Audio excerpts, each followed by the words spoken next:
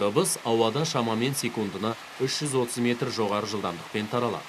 Найзағай бізден шамамен 1 километр қашықтықта пайда болса, біз оның дауысын көргеннен 3 секундтан соң естиміз. Себебі дыбысқа 1 километр қашықтықты жүру үшін 3 секунд уақыт қажет. Ал найзағай дәл осы қашықтықты жүріп өту үшін секундтың 100 миллионнан бір бөлігін қажет етеді.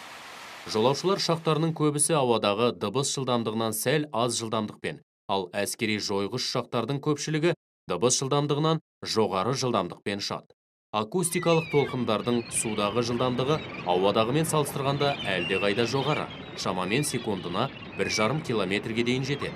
Осылайша жарылыс дыбысы палубада орнатылған микрофонмен салыстырғанда кеменің су асты бөлігінде орнатылған микрофонмен тезірек тіркеледі. Қатты дене арқылы таралатын дыбыстың жылдамдығы одан да жоғары. Мысалы, металл темірде дыбыс 1 секундта шамамен 6 километр қашықтыққа таралады. Осылайша, құлағымызды рельске жақын қойып тыңдасақ, жіберілген пойыздың дыбысын оның ауа арқылы таралған дыбысынан гөрі әлдеқайда ертерек ести аламыз.